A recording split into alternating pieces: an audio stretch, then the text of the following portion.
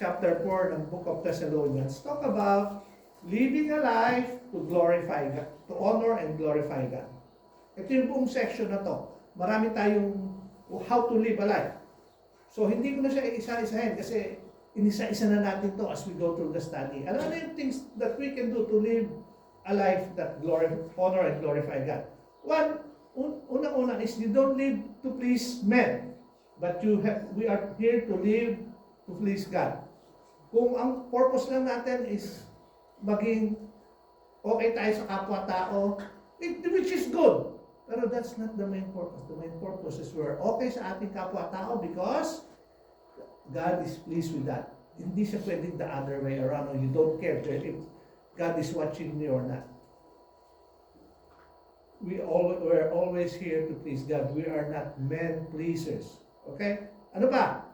Live sanctified lives. Life that is sanctified is a life being lived by the power of the Holy Spirit.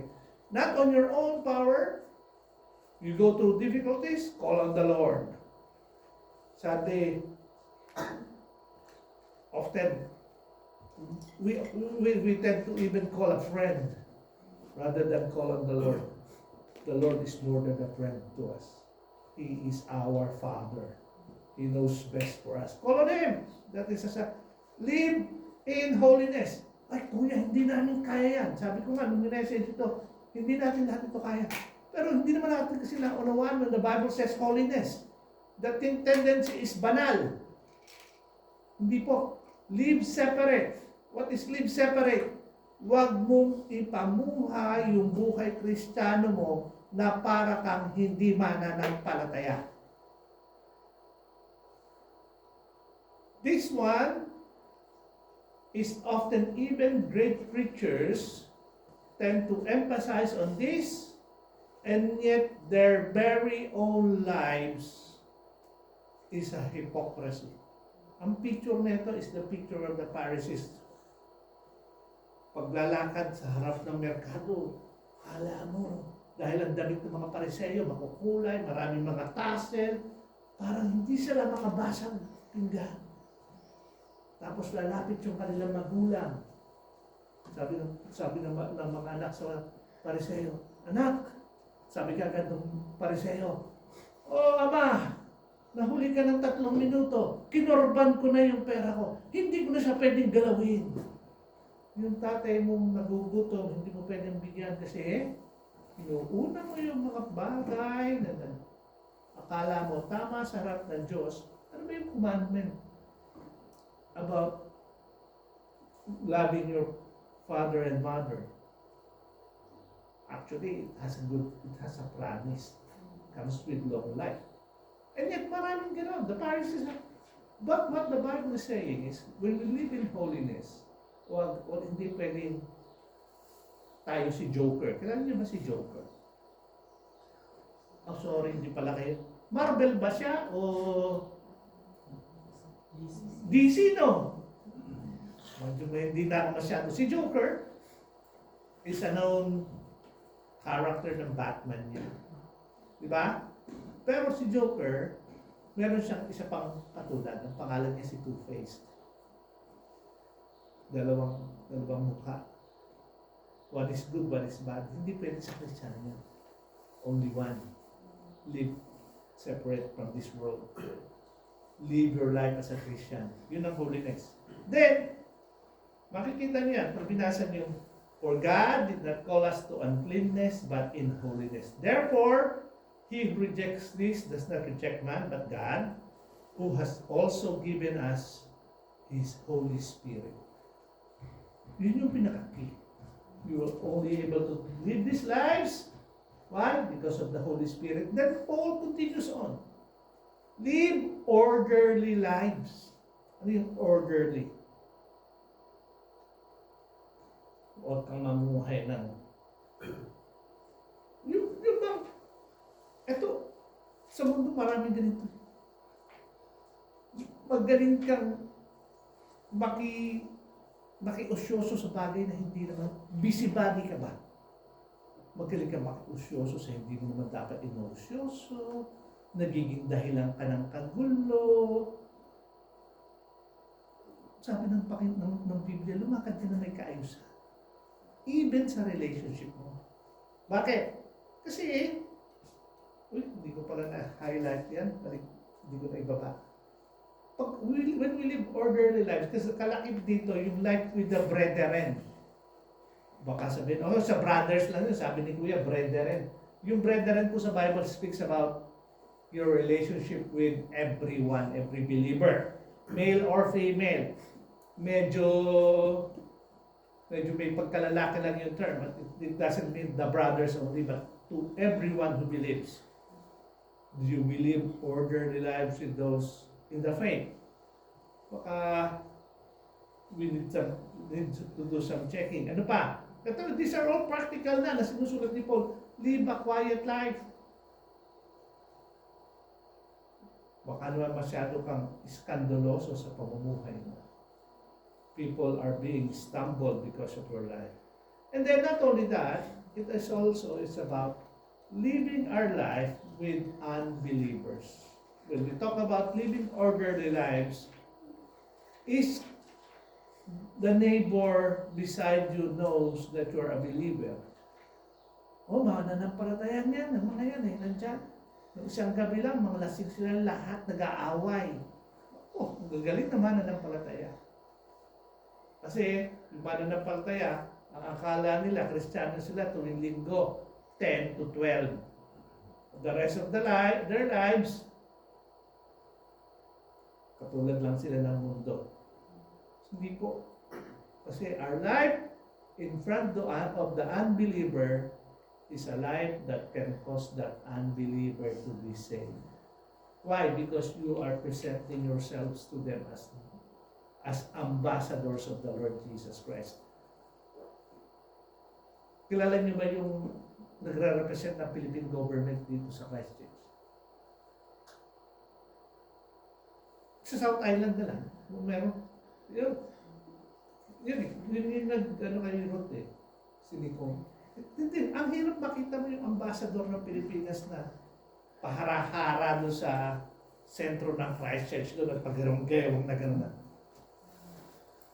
Tapos sasabihin mo, isn't she the one that represents the Philippine government in New Zealand?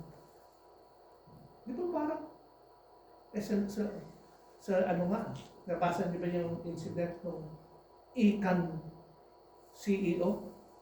Environment Canterbury CEO, he was caught parang 600 times overspeeding. He was forced to resign. Overspeeding lang, ha? He was forced to resign. Yung mundo nga, may standard Tayo pang mga believers. Naalala ko yung pagbabiyahe ako ng West Coast. Si Ate Bel parating sinasabi, Papa, parang ang tulin-tulin mo. Sabi ko na, kaya mo na wala naman Christian. Pero nung naging testing officer ako, naisip ko, pag nahuli ako rito, wala akong trabaho. Bumagal ako ng konti. Pero buhay Kristiyano po, pagka yung mga unbelievers, easy for us to be easy targets, especially if they know that you're a believer. Ngayon, bakit sinulat ni Paul yung buhay? Sabi ko sa inyo, mahaba introduction pala. Bakit sinulat ni Paul about our lives? Kasi sasabihin niya na the very reason why we are to present ourselves to the Lord. Why? Because Christ, our Savior, is coming. Ito po yung portion ng 1 Thessalonians chapter 4 verses 13 to 18. Kayo ba? Gusto niyo na ba dumating ang Panginoon? O sabi niyo sa sarili niyo, Lord, wag muna. Enjoy pa ako dito sa lupa. Baka mapamahal ka sa'yo sa lupa. Pabayaan ng Panginoon dito sa lupa. Pero hindi po mangyayari yun. Bakit? Pag anak ka ng Panginoon, hindi niya i-allow. Naiwan ka dito. You are precious in the sight of the Lord. You will be with Him for eternity. If you feel like this is the life that you like, and you don't want to live with the Lord, that's up to you. But as a believer, we know where we are going. So Paul now will start talking about the reality of Christ coming. He was telling them to live their lives for the Lord. Kasi pag pinag-aralan yung Thessalonians, dinaanan na natin to. Alala niyo bang si Paul sa kanyang pag-worry sa mga taga-Thessalonica, pinabalik niya pa si Timothy at si Silas. I-check mo nga yung mga kapatid sa Thessalonica kung kamusta na nangyari. Ba't niya pina-check? Kasi nung huling nanggaling si Paul doon, pinagbubugbog sila ng mga tao. Nag-create ng isang mob ng mga gangster, yung mga kalaban ng mabuting balita. Butin lang nila inabot si Paul. Yung inabot nila, yung mga mananampalataya, pinangungunahan ni Jason ang pangalan. Binitbit sila, iniharap sila sa korte, nagbayad pa si Jason ng bond. Acts chapter 17. Nagbayad ka pa, nagpiyansa pa si Jason. At mula noon, tuloy-tuloy na yung pagpapahirap sa mga taga sa Thessalonica. Marami na nagkakadamatay. Dying for the Lord. Ano yung hope mo? Kaya ngayon, sasabihin na ni Paul, doon sa namumuhay pa, mamuhay kayo ng kalugod-lugod sa Panginoon.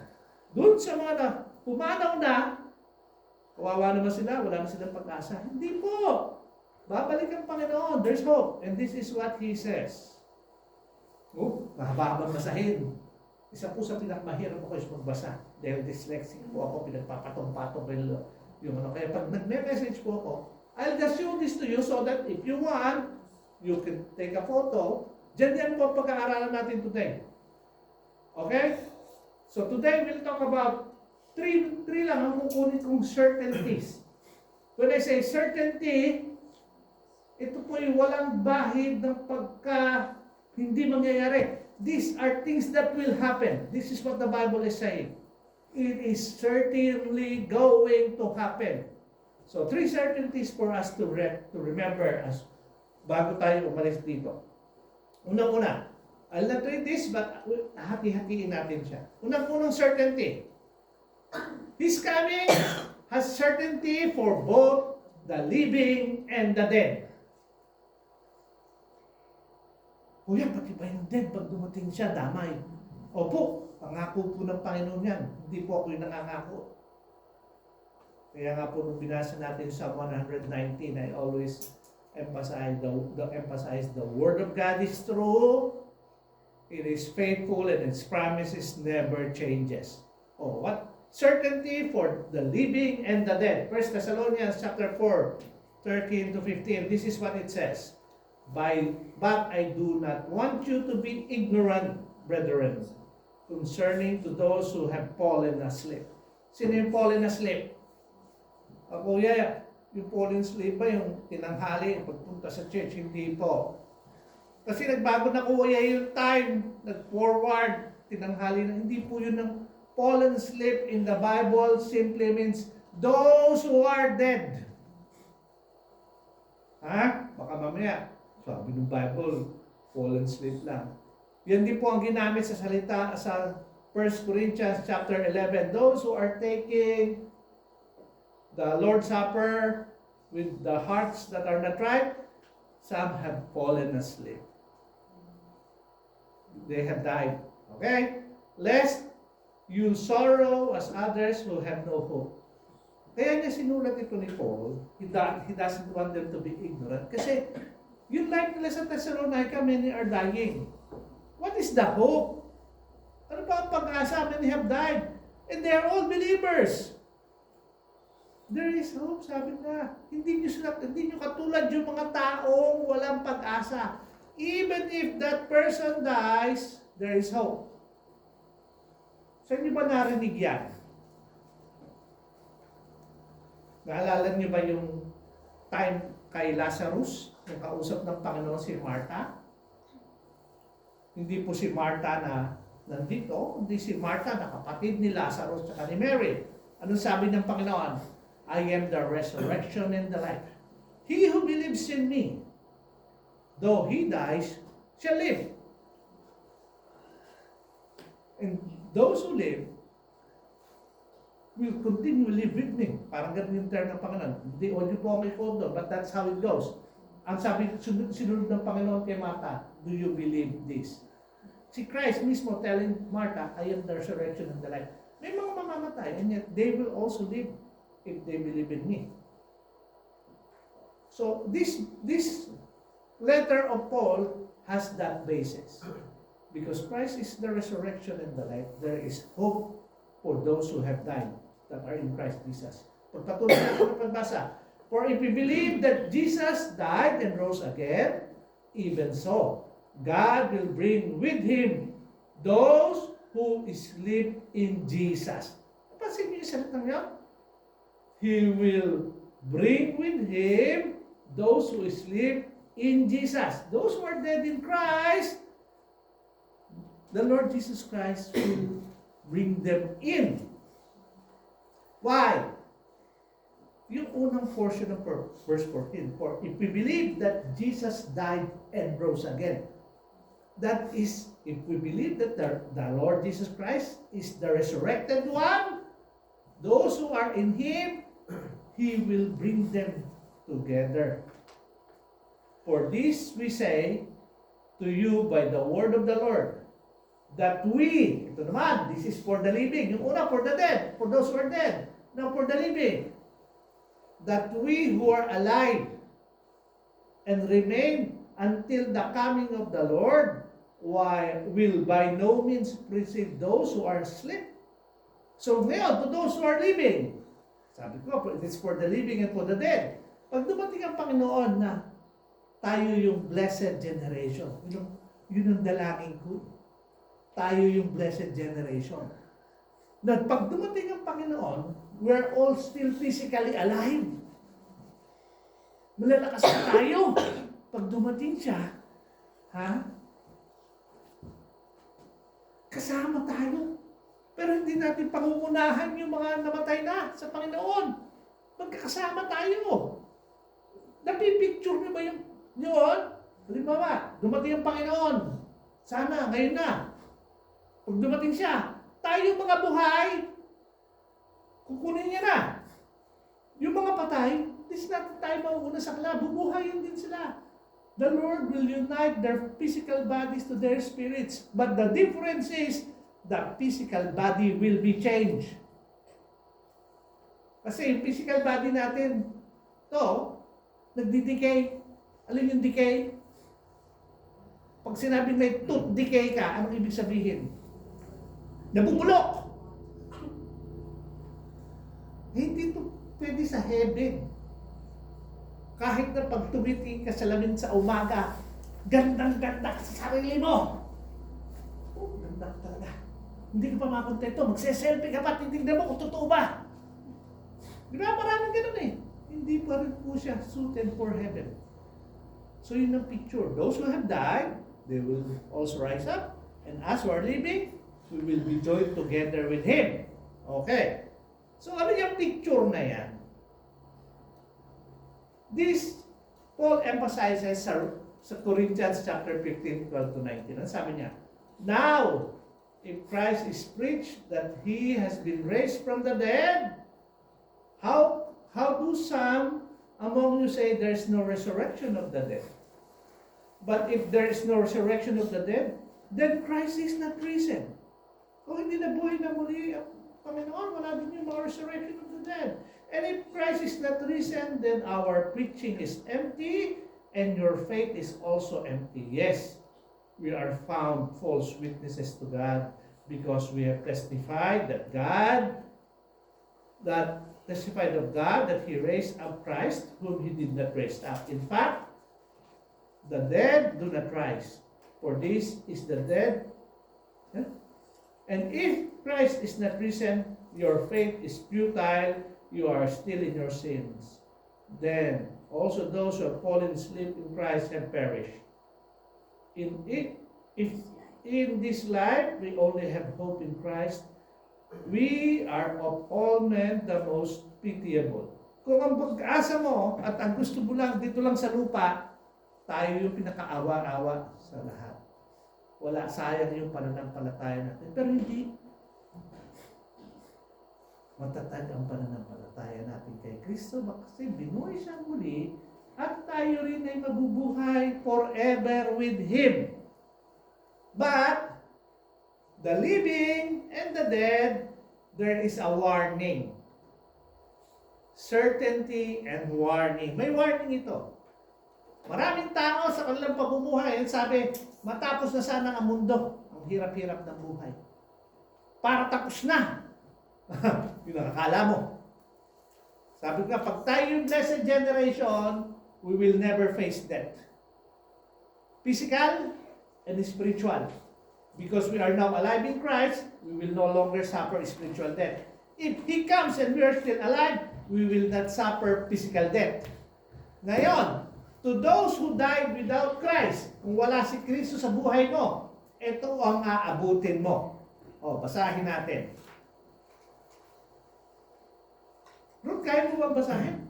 Bakit tinalaig ko? And I saw a great white throne, and him who sat on it. From those whose face the earth and heaven fled away, and there was found no place for them. And I saw the dead, small and great, standing before God, and the books were opened. And another book was opened, which is the book of life. And the dead were judged according to their works by the things which were written in the books. The sea gave up the dead who were in it, and death and Hades delivered up the dead who were in it, and they were judged, each one according to his works. Then death and Hades were cast into the lake of fire. This is the second death. And anyone not found written in the book of life was cast into the lake of fire. Pinabasa na, nangingilabot na ako. The dead. O kuya, buti buhay pa ako nung dumating ang Panginoon. Dead ka pa rin kung wala ka kay Kristo. Kaya warning ito eh. The certainty of His coming for the living and the dead. If you are living when He comes without the Lord Jesus Christ in your life, go to hell. But most likely, kasi ito after the tribulation period dito sa Revelation, almost everyone would have died. And death and Hades would spit them out and bring them to the judgment seat of Christ. Great white throne. Saan ang destination? Kala mo, tapos na ang buhay, pag namatay ka, kung wala ka kay Kristo, warning po, hindi. Nagsisimula pa lang yung eternity mo apart, aside from God. Where will you go? Anyone not found written in the book of life was cast into the lake of fire. Oh, napaka-cruel naman ng Diyos if He will do this. Hindi po. God is merciful and loving. He gave His Son to die on the cross for us so that we may live.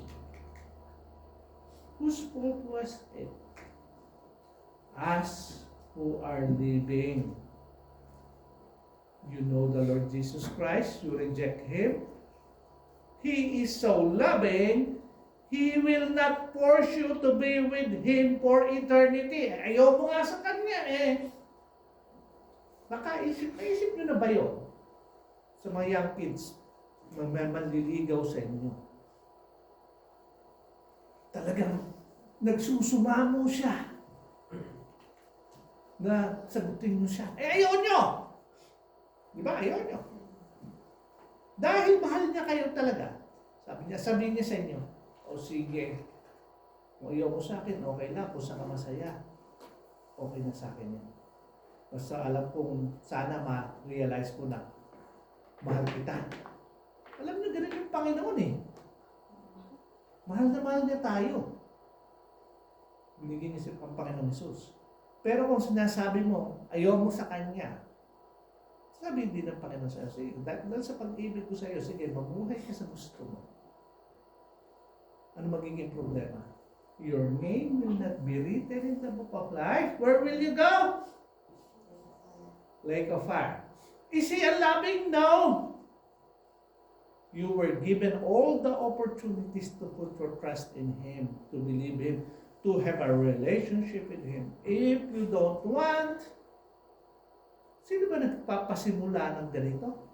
Alam niyo ba kung sinong unang residente ng lake of fire. Una si Antichrist. Tapos yung kanyang prophet. Nasa Book of Revelation yan, doon sa umaten na sa atin. Sila yung nauna doon. Ha? Tapos si Satan ibabound for 1,000 years. Tayo mga believers, we will reign with Christ. Tapos isusunod na si Satan at lahat ng hindi mananampalataya sa kanya. Dalawa lang po ang posisyon ng tao. Either you are in Christ or you are in Satan. If you are in Satan, that's your place. Something designed for him. Hell. Sadly, that's also the place where people would go if they don't have Christ. Okay? That's another certainty. Certainty that the Lord is coming. Remember this. Ito yung pinaka-theme. Ano sabi ni Paul? For the Lord himself will descend from heaven with a shout, with the voice of an archangel, and with the trumpet of God, and the dead in Christ will rise first. Ha? Doon sa mga namatay na, mabubuhay sila, mauna sila. Pero, certainty na he is coming. Kasi may picture, he will descend from heaven. Okay? Oh. Sabi nga ng 1 Corinthians 15, 51, 52, behold, I tell you a mystery. We shall not all sleep, but we shall be changed. In a moment, in a twinkling of an eye, at the last trumpet. For the trumpet will sound, and the dead will be raised incorruptible, and we will be changed. Yan yung picture niyan. Hindi siya yung process. Matagal na proseso, dahan-dahan hindi po. In a moment. Nag-blink na kagad yung mata ko. Yung sinabi ko, in a moment, napagano na ako. Ganun po kabilis. Hindi niyo alam kung kailan mangyayari, pero in a moment, pagdating ng Panginoon, babaguhin kagad niya tayo. Those who are dead in Christ, they will resurrect. They will be raptured with what? New bodies suited for heaven. Yung corruptible would become incorruptible. Hindi na mabubulok. Hindi na masisira. Ha? Kaya isipin nyo how quick it is. In the twinkling of an eye. In a moment. Marami na ako nakita, kumurap yung mata. Ganun kabilis. Pagdating ng Panginoon, ready ba kayo? Baka nagdududa pa kayo kung ready ba kayo o hindi. Ano pa? Revelation chapter 11 verse 15. Then that seventh angel sounded, and there were loud voices in heaven saying, the kingdom of this world has become the kingdoms of our Lord and of Christ, and he shall reign forever and ever. Gaano katagal ang pagre-reign ng Panginoong Hesus? Today, tomorrow, forever and ever. Ano yung posisyon nyo? You will be kings and priests to our God. Oh, we have a lofty position in heaven if you're a believer now. If not, kaya dapat sa heart mo, yung certainty of His coming is there. There is eager anticipation. Hindi yung, Lord, wag muna. Hindi pa ako ready. Hindi ka mare-ready dahil twinkling of an eye. In a moment. Buti ngayon, may message pa. Mare-ready ka pa. Pag natapos na, wala na. Hindi mo alam, baka mag-twinkling na ngayon. Wala na. Eternity has been decided. Okay? And this is what I would like. Eternal life is certain. It's not, kuya, hindi ako sigurado eh. Kaya nga we believe in the promises of God, not in, don't even believe me if you don't want to. But believe in the Word of God. Because that is the very bread of God given to us. What does He say? Then we who are alive, kaya kung pinaghiwalay, di ba yung 16, those who are dead will rise up first. Now, ano sabi? Then we who are alive shall remain and be caught up together with them. Who's the them? Those who are dead in the clouds to meet the Lord in the air. Oh, another great joy to. Oh, kuya, hindi pala bababa sa lupa. Hindi pa oh. Yung pagbalik niya para sa mga mananampalataya will happen when we will be caught up together with all those dead in the air. We will meet the Lord there in the clouds. Naisip niyo na ba yun? Sa aeroplano nga, sarap panoorin yung clouds. Nasa ibaba mo, pinipicture-picture mo pang gano'n. No? Hindi, dun sa atin po, walang aeroplano. In our glorified bodies, we will see the Lord. The moment this time comes. And thus, we shall always be with the Lord. And do you understand the word always? It's not sometimes. Sometimes I'm in the Lord, sometimes I'm not. Hindi. Always is always. The moment nangyari na to, we will be forever and ever with the Lord. Kaya nga sabi ni Paul, sa kabila ng maraming pagsubok, comfort each other with these words. Mayroon pa buhay din sa lupa, kaya pinag-aaralan natin to para alam natin na ito yung posisyon mo. Doon ka patungo kung na kay Kristo ka. Naisip niyo ba yun na possibility na tayo, mga ordinaryong nilalang, ang pagkakaiba lang natin ay meron tayong Kristo. Hindi natin ma-experience two deaths. One is the physical and the other is spiritual, separated from God. We will be with Him forever and ever. That's why I pray that He comes in our generation, the blessed generation. Okay?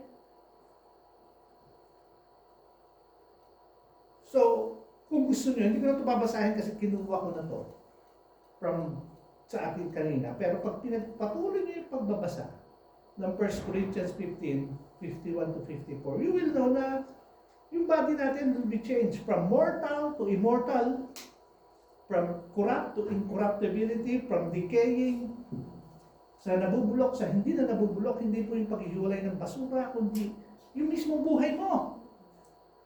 Wala na yung aging, kahit na anong anti-aging yung ilagay ko. Nag-age talaga. Umisa kanya-kanya na reflection ng aging. Yung iba sa kulubot, yung iba sa buhok. Di ba? Yung iba, dating tuwid, nagiging baluktot. Nag-age. Di ba? And yet, God will change all those.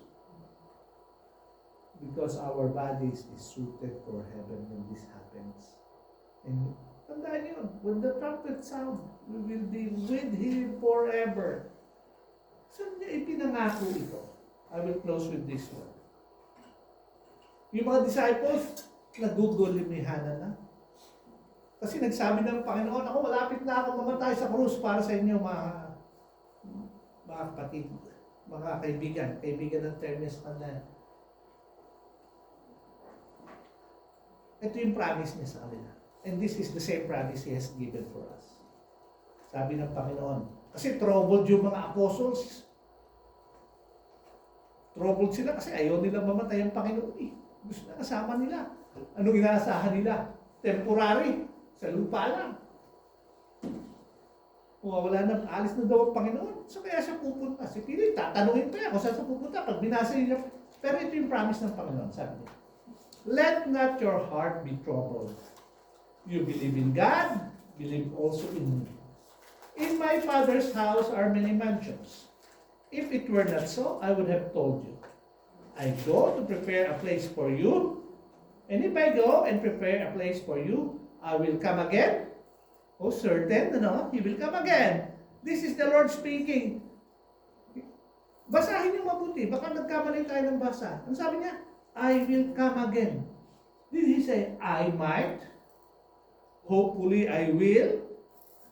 Hindi po. I will. It is the Lord Jesus Christ speaking. I will come again. And what will He do?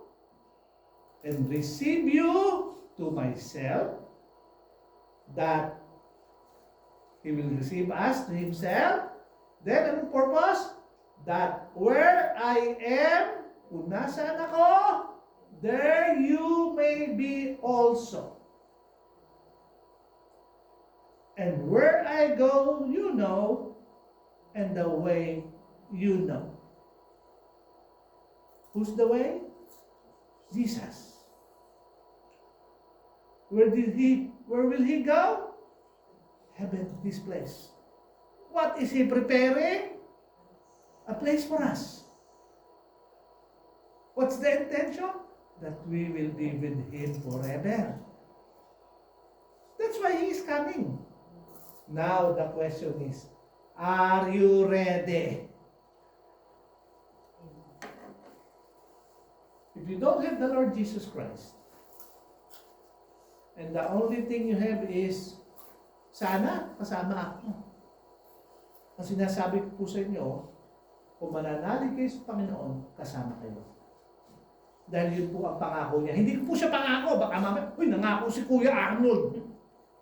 Hindi po sa salita po ng Panginoon niya. This is what he says, oh, I will go and prepare for you and I will come again. But you need to put your faith in the Lord Jesus Christ. You need to believe. Believe that Jesus Christ is the Son of the living God. That He died for your sin, He was buried, and He was resurrected on the 10th day. And because He has paid the penalty of your sin, by faith in Him, you have eternal life. That is His promise. I hope and pray na maging certain inyo sa inyong buhay. Para makapabuhay kayo na sinasabi ni Paul. Sa kabila na maraming pagsubok sa mga Thessalonica, they were able to live godly and honorable life for the Lord. Hopefully, ganun din tayo. Why? Because we have the blessed hope. We are in Christ, and He is coming, and we will be with Him forever and ever and ever. Yun po yung eternal life. Kaya nga eternal. Hindi siya temporary. Eternal. Let's pray. Our loving God, our Heavenly Father, I pray that yung words mo would not go out empty. That in our lives, makita namin the joy of being a child of God. The joy of having the certainty that once you come, we will be with you for eternity. We praise you, Lord God, dahil we know, Lord God, na yung aming mga buhay, though we go through many lives, testings and trials and tribulations, can only be victorious if we focus on you and allow the Holy Spirit to work in us. Lord, tulungan niyo kami na hindi mamuhay ng sarili lamang namin ang aming iniisip, bagkus makita namin na may Diyos na dakila. Na nagdidesire na sa aming pamumuhay dito sa lupa, sa kabila ng pagsubok, ipakilala si Kristo. Na si Kristo lamang ang sagot. Jesus is the only way. He is the only truth. He is the only life. And no one can come to the Father except through the Lord Jesus Christ. Lord, we praise you for your word. We thank you, Lord God, for the living word, the Lord Jesus Christ. I pray, Lord God, that we may come boldly and with such joy in our hearts because we have the blessed hope. We praise you and we thank you, Lord God, for this day. All these things we pray in Jesus' name. Amen. Amen.